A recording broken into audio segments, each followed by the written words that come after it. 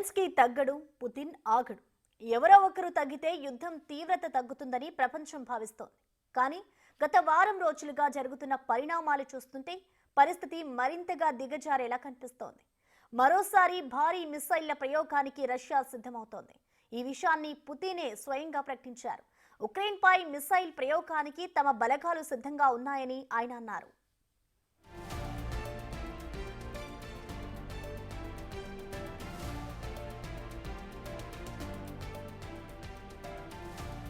ఉక్రెయిన్లోని డిప్నో నగరంపై గురువారం ఖండాంతర ballistic missile ప్రయోగించిందని ప్రచారం జరిగింది. కానీ అయితే బాలిస్టిక్ మిసైల్ కాదని ఓర్నిషిక్ మిసైల్ను ప్రయోగించామని రష్యా తెలిపింది. కానీ ఈసారి అంతకు మించి బలమైన మిసైళ్లతో దాడులు చేస్తామని హెచ్చరించారు పుతిన్.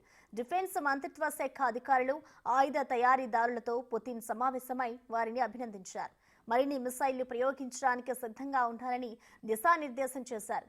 ఇదే జరిగితే యుద్ధ తీవ్రత మరింతగా పెరిగే ప్రమాదం ఉంది. ప్రపంచ దేశాలు భయపడుతున్నట్టు వరల్డ్ వార్కు ఎంతో సమయం కూడా పట్టదు.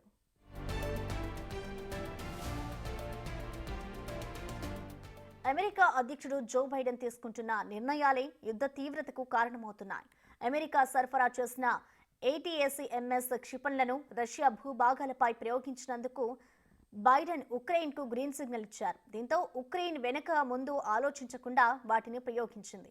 వాటితో పాటు UK తయారీ స్మార్ట్ షాడో మిసైల్స్ ను కూడా రష్యాపై ప్రయోగిస్తోంది. దీంతో పుతిన్ ప్రతీకారంతో రగిలిపోతున్నారు.